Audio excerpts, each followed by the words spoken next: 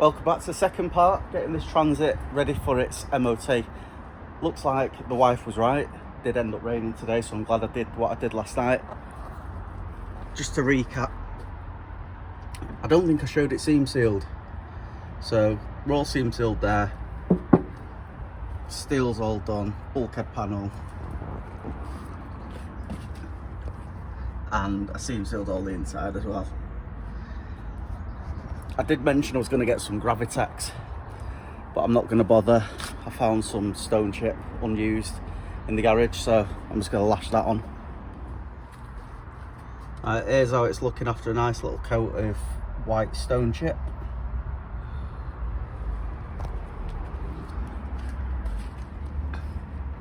So I can bang the wheel back on now.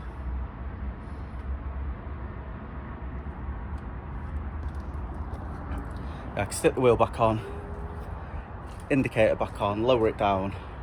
I'm going to throw a bit of rust black paint on the battery tray as well, just to tidy that up. Need to lower the car down, as I said, and I'll back it up and do the rear shocks, I think.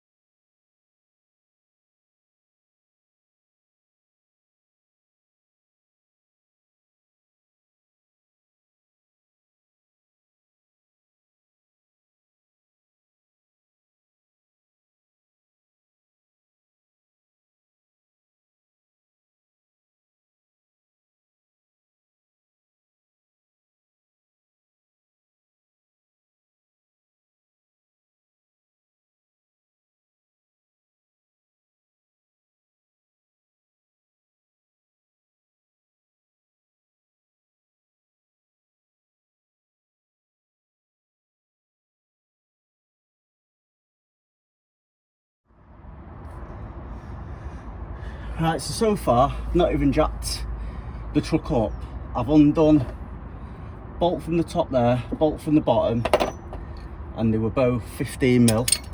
Now I'm just going to release the shock if I can. Might need to get a lever for it.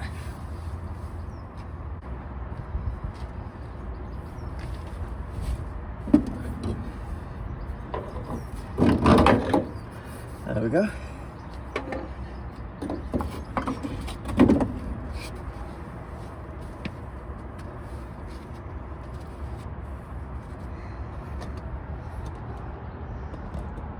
Yeah, it's definitely, the bush was definitely worn anyway. Both ends. Alright, so here's the new shock. It's a lot thinner down the bottom end. It looks like everything lines up okay. This could even be the original. It's a Motocroft, this one. These are QH, which is I think it's a decent brand.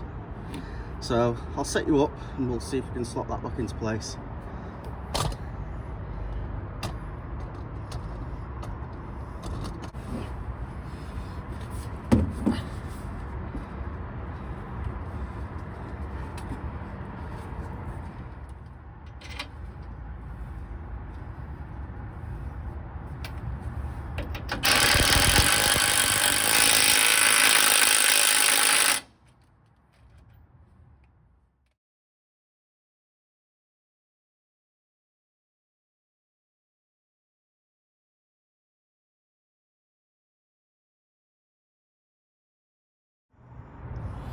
Right, so I've managed to do this on the floor without jacking it up. So we've got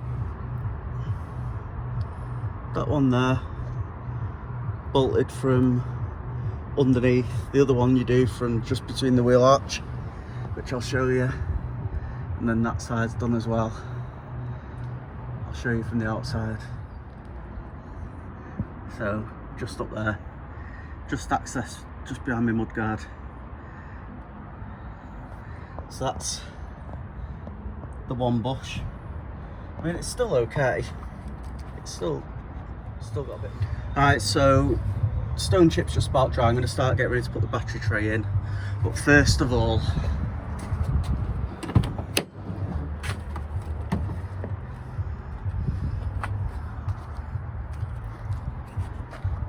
from it. Just need to get this bit of soundproofing back in. In fact, you know what? It's only ever going to hold shit. Let's get it out the way. It's only ever going to hold water in it. Get the arch thing back in. So, and as you can see, the actual the strut top itself is pretty good condition. And now I've solidly welded that end, shouldn't have any problems. Had a little bit of welding there in the past. All this stuff under here I've not done, but I reckon in a few years that's going to want addressing as well. So let's get this arch cover in. There. So it's all properly welded. Shouldn't go again now for a long time. Right, so the battery tray's in now.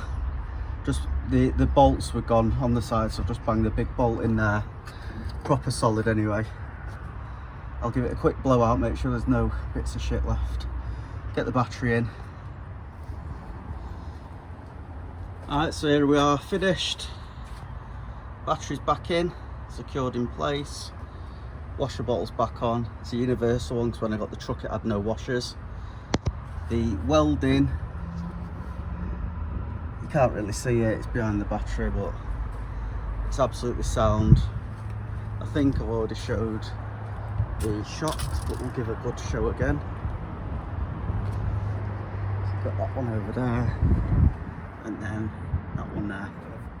Bit of good news, took the truck in for its retest yesterday afternoon after I finished work, and it's passed now.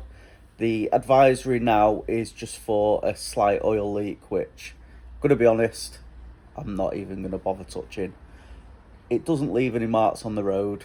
It's just a tiny little drip at the bottom of the engine, so I'm going to leave it as is. Don't have to worry now for a year.